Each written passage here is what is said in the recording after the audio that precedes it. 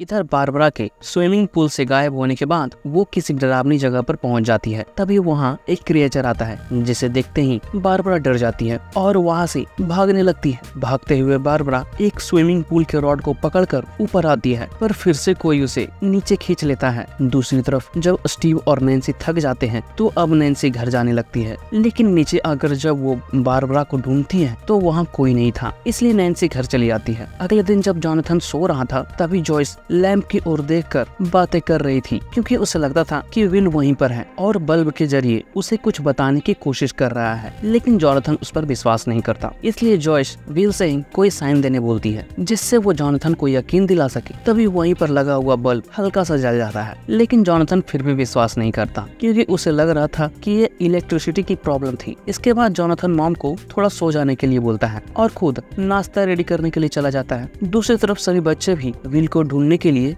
School के बाद कहीं जाने की तैयारी करते हैं, जिसके लिए लुकस और डस्टिन कुछ सामान भी लाए थे उस डेमागोर्गन को मारने के लिए, जैसे कि गुलेल और कुछ पत्थर वगैरह। वहीं जाते जाते माइक 11 से ठीक 3:15 में घर से बाहर आने बोलता है। बाद में सभी के जाने के बाद 11 माइक के घर में ही अकेली घूमने लगती है और थोड़ी देर बाद टीवी ऑन कर देखने लगती है। लेकिन जैसे ही उसे एड में एक केन दिखता है उसे पुरानी बातें याद आने लगती है, जहाँ एक साइंटिस्ट 11 से कुछ टेस्ट करा रहा होता है, जैसे कि उसके दिमाग से केन को उठाने का, पर शायद ऐसा नहीं होता और केन पिचक जाता है। अगले दिन जब नैन्सी स्कूल आती है तो वो क्लासरूम में बारबरा को ढूंढने लगती है, पर बारबरा वहाँ भी नहीं थी। इसलिए अब नैन्सी बारबरा के घर पर फोन करती है, जहाँ उसे पता चलता है कि वो तो कल रात से ही घर नहीं आई थी, क्योंकि वो नैन्सी के साथ ही रात में पढ़ाई करने वाली थी। ये सुनकर अब नैन्सी में बहाने बनाकर फोन को रख देती है। बाद में जॉनथन को देखते हैं जो क्लिक किए हुए सारे फोटोज को प्रिंट करता है और उसे रखने लगता है। तभी एक लड़की की नजर उन फोटोज पर पड़ जाती है, इसलिए वो जाकर स्टीव को बता देती है, जिस कारण स्टीव और उसके दोस्त मिलकर उसके बैग को छीन लेते हैं और फिर उन सभी फोटोज को फाड़ भी देते हैं। बाद में स्टीव जॉनथन का कैमरा भी तोड़ देता है।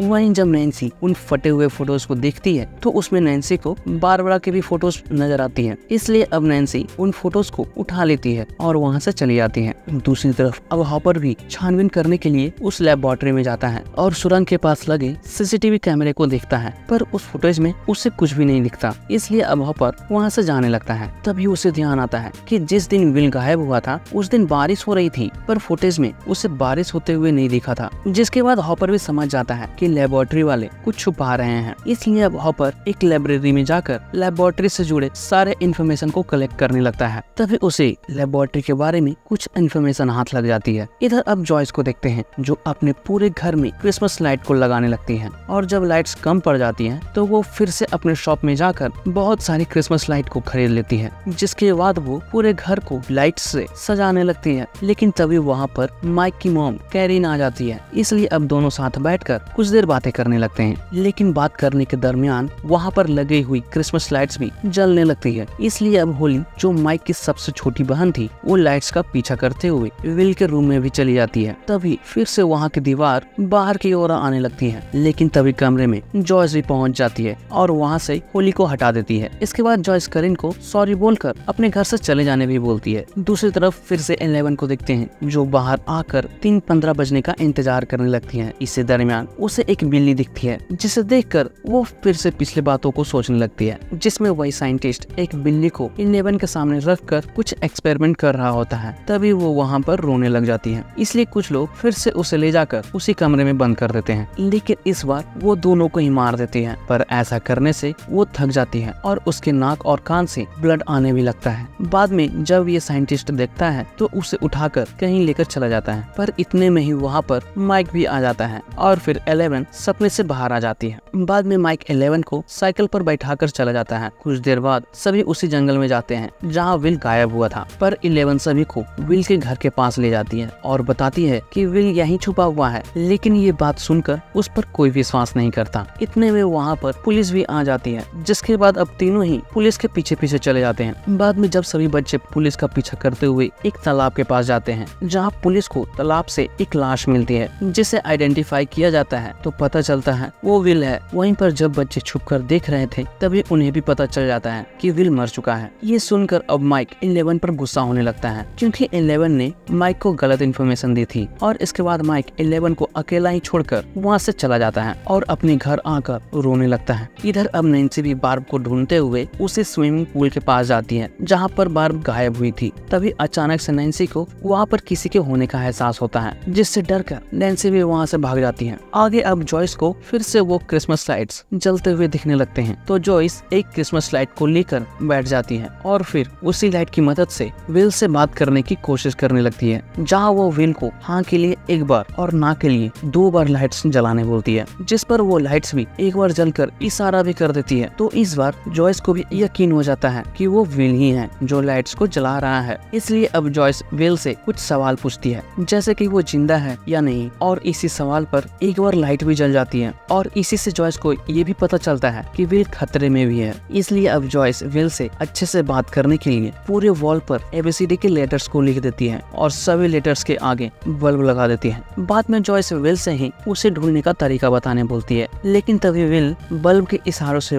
रन लिखता है, मतलब जॉयस को वहाँ से भागने बोलता है। जिसके बाद जॉयस देखती है कि दीवार के पीछे से कोई क्रिएचर बाहर निकलता है, जिसे देखकर अब जॉयस भी वहाँ से बाहर भाग जाती है। पर तभी वहाँ पर जोनाथन भी आ जाता है।